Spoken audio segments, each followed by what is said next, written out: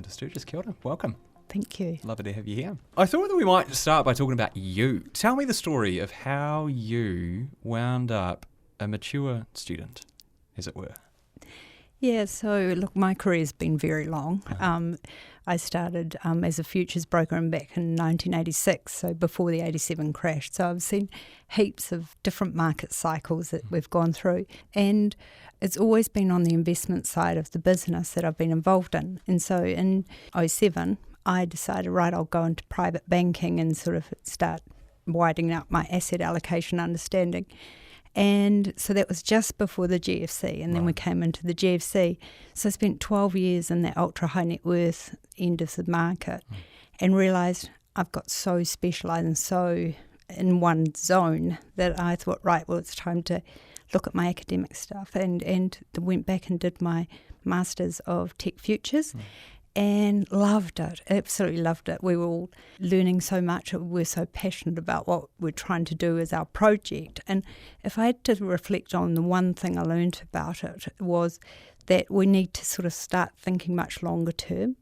And we all, of course, wanted to commercialise our projects. And so that was starting our own businesses. And so I thought, right, when I head back to work, I'll start running a team of business bankers out of Newmarket.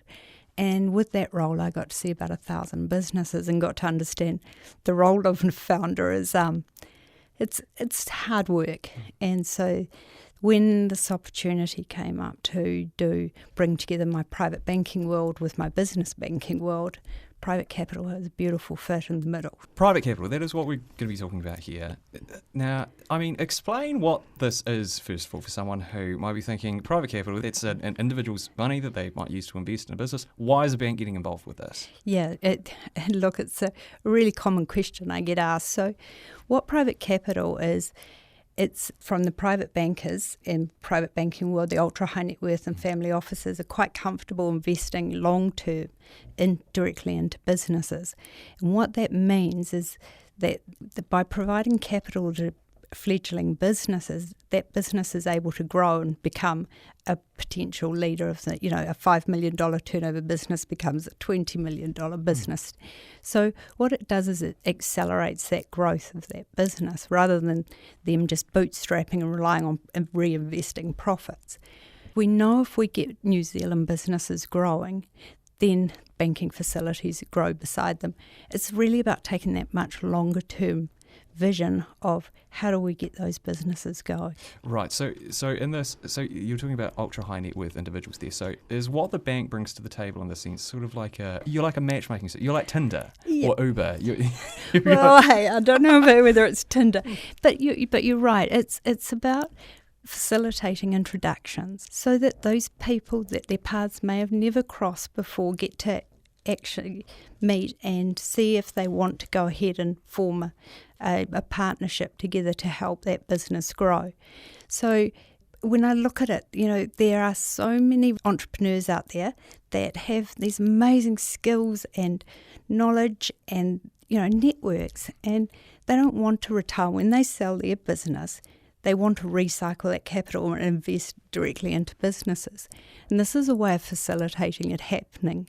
And it's not just the dollars, it's the knowledge. It's so powerful. And I guess that's another interesting element of this is what's in it for you? What's in it for the bank? Yeah, well, for me personally, I think it's a great way of paying it forward. I mean, with the growth sectors, we're lucky. We have much longer term vision. What we're looking to do is create something that we're doing in 100 years' time. Sometimes businesses get to a stage and then we can't lend any more money to them.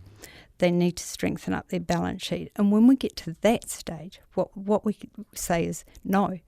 But it will be so much nicer in the future when we can say, no, you need to strengthen up your balance sheet. But what we can do is introduce you to some investors that can help you get to that position. Yeah, no, but is always better than no if you're a exactly in that position. And then when they get that investment and they start growing, then we can grow our facilities alongside them.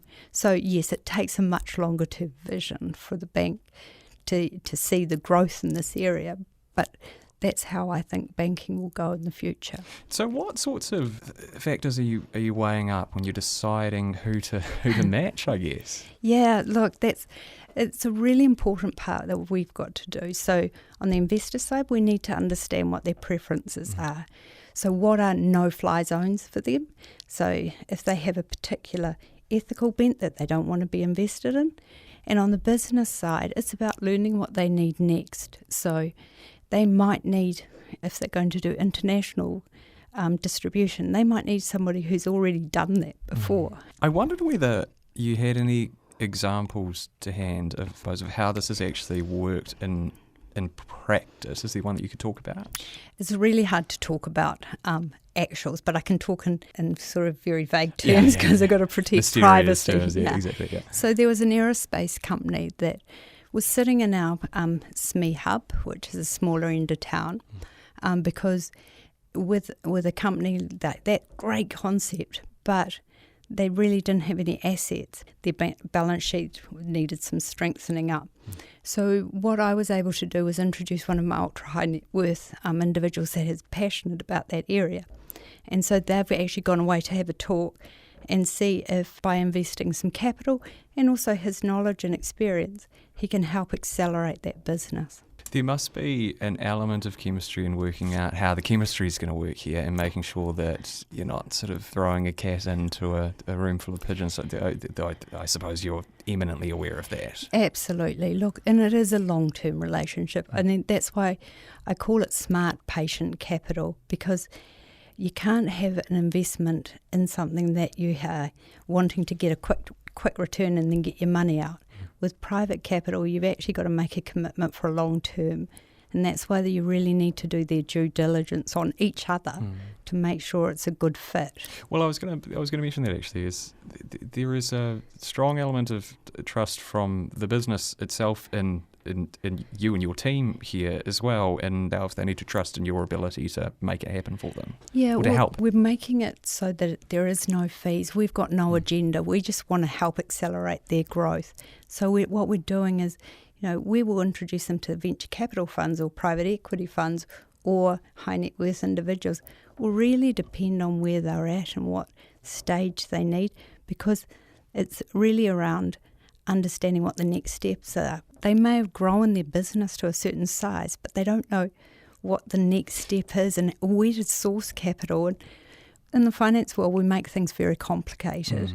And it's really hard for somebody that might have grown, a business and done really well in that to all of a sudden be, pummeled with all of these investment terms and, not have the knowledge.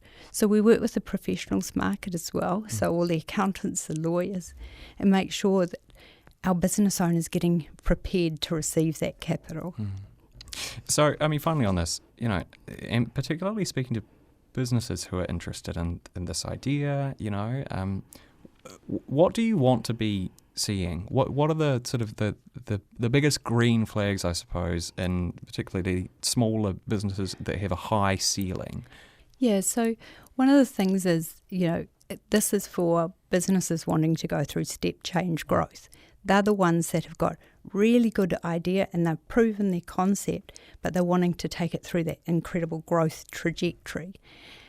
And they need either cash or a combination of cash and the smarts on how to do it.